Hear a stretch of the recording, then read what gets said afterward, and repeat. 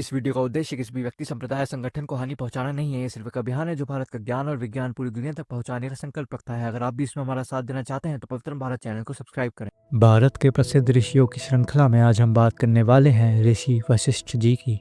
एक समय की बात है, वन के बीच एक शांत दिव्य सा आश्रम था।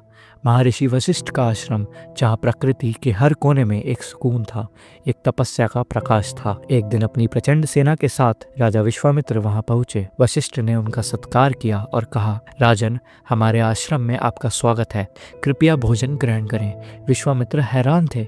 आश्रम तो छोटा सा था, पर भोजन कैसे? उन्होंने सोचा, यहाँ तो कुछ भी नहीं दिख रहा, इतनी बड़ी सेना को भोजन कैसे कराएंगे? तो ऋषि वशिष्ठ मुस्कुराए और तब पास खड़ी एक दिव्य गाय कामधेनु, जिसे कुछ ग्रंथों में शबला के नाम से भी जाना जाता है, अपने शरीर से अनंत भोजन बरसाने लगी। दूध, घी, अन्य फल, सब कुछ। पूरी सेना पल भर में तृप्त हो गई। विश्वामित्र हैरान हो गए। उनके मन में बस एक ही बात चल रही थी, ऐसी शक्ति अगर मेरे पास हो तो मैं राज्य को अनेकों गुना बढ़ा सकता हूँ। उन्होंने वशिष्ठ जी से कहा कि महर्षि, ये कामधेनु मुझे दे दीजिए, मैं आपको बदले में जो चाहे वो दूंगा। वशिष्ठ बिल्कुल शांत होकर बोले, राजन, कामधेनु मेरे तपोबल से मिला आशीर्वाद है, आश्रम की शक्ति है, इसे देना संभव नहीं। ये सुनते ही राजा का अहंकार भड़क उठा। उन्होंने कहा, मैं क्षत्रिय हूँ, अगर आप इसे मुझे नहीं देंगे तो मैं इसे आपसे छीन लूंगा। और विश्वामित्र ने कामधेनु को बलपूर्वक ले जाने का प्रयास करा। उसी क्षण कामधेनु ने एक दिव्य गर्जना की। उसकी आंखों से तेज प्रताप निकलने लगा। उसने अपने शरीर से अस्त्रों जैसी शक्तियां और अनेक वीर योद्धाओं की उत्पन्नता करनी शुरू करी। साथ ही आश्रम के रक्षकों ने विश्वामित्र की प्रचंड सेना को हराया। राजा समझ गया कि यह कामधेनु शक्ति बल से नहीं जीती जा सकती, ये तपस्या का फल है। राजा का अहंकार उस दिन टूट गया।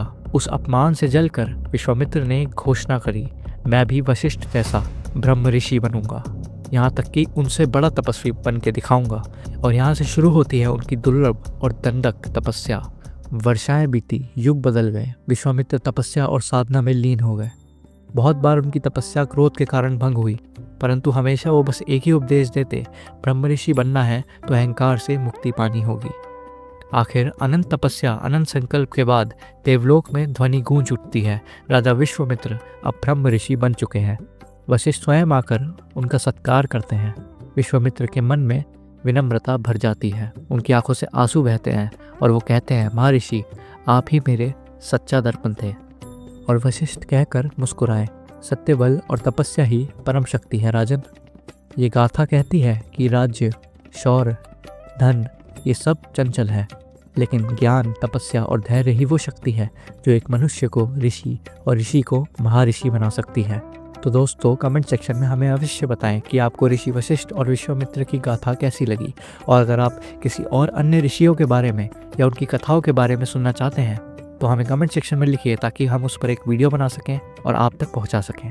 और पवित्र भारत को सब्सक्राइब करें। हरि ओम।